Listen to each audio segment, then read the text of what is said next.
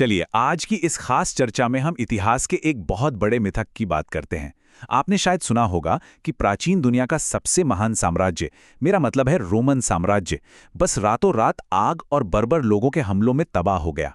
लेकिन क्या सच में ऐसा हुआ था? आज हम इसी रोमन साम्राज्य के अंतिम अध्याय की असली और सच मानिए कहीं ज्यादा दिलचस्प कहानी को डिकोड करेंगे। तो सबसे बड़ा सवाल, क्या रोमन साम्राज्य सच में ढह गया था? ज्यादातर लोगों को तो यही लगता है कि रोम का अचानक से पतन हो गया, लेकिन सच्चाई आपको हैरान कर देगी।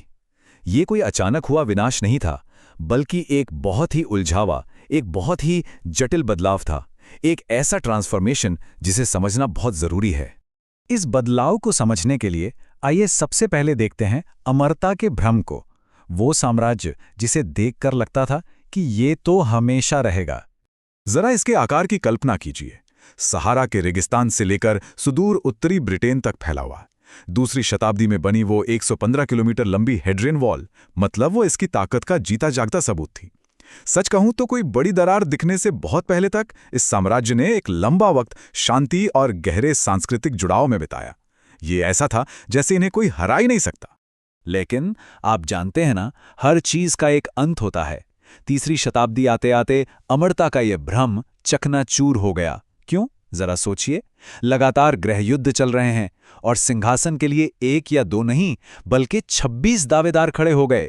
ऊपर से सीमाओं पर दुश्मनों के हमले, साइप्रियन नाम की एक भयानक प्लेग महामारी और आसमान छूती महंगाई, इन सब ने मिलकर रोमन साम्राज्य को सचमुच तबाही के बिल्कुल किनारे पर ला खड़ा किया। अब आते हैं अगले और बहुत ही दिलचस्प पड़ाव पर कि कैसे सत्ता का केंद्र सीमाओं की ओर खिसकने लगा। अब यहाँ एक बहुत ही मजेदार बात है। साम्राज्य बीच में से नहीं टूटा, बल्कि ये अंदर से बाहर की तरफ पलट गया। इसे ऐसे समझिए, एक पिज़्ज़ा की तरह। मान लीजिए पूरा साम्राज्य एक पिज़्ज़ा है। बीच में रखा हुआ टमाटर है हमारा रोम शहर, और किनारों पर रखे हुए जैतून यानी ऑलिव्स वो नई और बेहद ज़रूरी मिनी राजधानियां हैं, जैसे ट्रायर और रवेना। और ये किनारों पर क्यों थी? क्योंकि असली खतरा था उन्हीं सीमाओं पर था ना। अब संचार धीमा था और हमले लगातार हो रहे थे, तो पुराने तरीके से काम नहीं चल सकता था, जहां रोम में बस एक ही सम्राट बैठा हो। इसलिए उन्होंने एक नया मॉडल अपनाया, टेट्रार्की, मतलब सत्ता को बांट दिया गया। अब एक नहीं बल्कि कई सम्राट थे जो सीमा पर बसे उन छोटे शहरों से राज कर रहे थे, ताकि हमलों का तुरंत जवाब दिया जा सके। और इसका नतीजा क्या हुआ? रोम शहर खुद एक तरह का सफेद हाथी बनकर रह गया। बेहद खूबसूरत, बहुत ही प्रतीकात्मक, लेकिन अब उसके पास रोमन दुनिया का असली कंट्रोल नहीं था। सोचिए, जो शहर कभी दुनिया का केंद्र था वो अब बस नाम का रह गया था, जबकि असली फैसले साम्राज्य के किनारों पर लिए जा रहे थे। जैसे जैसे राजनीतिक सत्ता बदली, वैसे वैसे रोमन लोगों की सोच भी बदल रही थी, और यहीं से शुरुआत हुई एक बड़ी धार्मिक क्रांति की। आपको पता है, पारंपरिक रोमन समाज में धर्म बहुत ही लचीला था। वो कई देवताओं को मानते थे। मतलब अगर आपको समंदर की यात्रा करनी है तो नेपच्यून की पूजा कर ली, व्यापार में मुनाफा चाहिए तो मरकरी को याद कर लिया। रोजमर्रा की जिंदगी के हिसाब से अलग अलग भगवान, एकदम प्रैक्टिकल अप्रोच। लेकिन फिर रोमन व्यापार के उन्हीं लंबे चौड़े रास्तों से एक नया और एकदम अलग विश्वास फैलने लगा। शुरुआत में इसे बहुत छुपकर फैलना पड़ा। ये लोग आपस में बात करने के लिए गुप्त कोड इस्तेमाल करते थे, जैसे इक्थस। इक्थस ग्रीक भाषा में मछली को कहते हैं, लेकिन असल में ये यीशु मसीह, परमेश्वर के पुत्र, उद्धारकर्ता का एक सीक्रेट कोड था। और ये नया धर्म ऐसे फैला जैसे जंगल में आग। इसका संदेश लोगों को इतना पसंद आया, खासकर इसलिए क्योंकि ये समाज के ऊंच नीच को नहीं मानता था। जरा इन आंकड़ों पर गौर कीजिए। साल 300 में जो ईसाई आबादी लगभग 10% थी, वो सिर्फ 50 सालों में उछलकर करीब 56.5% तक पहुंच गई। ये कोई छोटा मोटा बदलाव नहीं था। और फिर साल 313 में एक गेम चेंजर पल आया। जहां 303 में ईसाइयों पर भयंकर जुल्म हो रहे थे, वहीं 313 में सम्राट कॉन्स्टेंटाइन ने मिलान के आदेश के जरिए इस धर्म को पूरी तरह से कानूनी मान्यता दे दी। उसने एक बहुत ही चालाकी भरा कदम उठाया, एक सार्वभौमिक रोमन साम्राज्य के विचार को एक सार्वभौमिक चर्च के साथ जोड़ दिया। पूरा का पूरा धार्मिक नजारा ही बदल गया।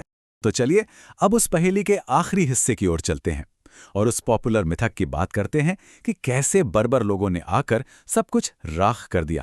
हाँ, ये सच है कि विसिगॉथ और वैंडल जैसी जनजातियों के दबाव में पश्चिमी साम्राज्य की राजनीतिक एकता टूट गई।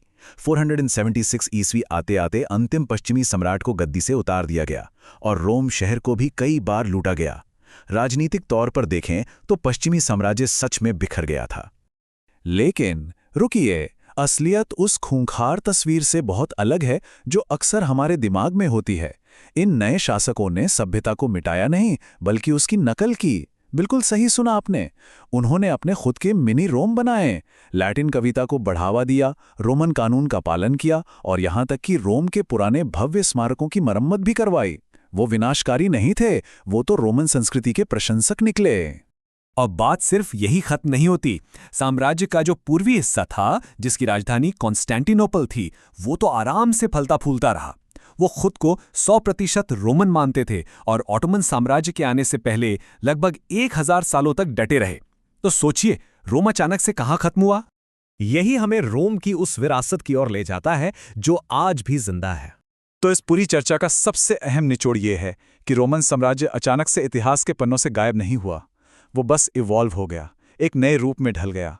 जो कभी सैन्य सीमाओं पर भव्य शाही दरबार होते थे, वो अब चर्च में बदल गए थे।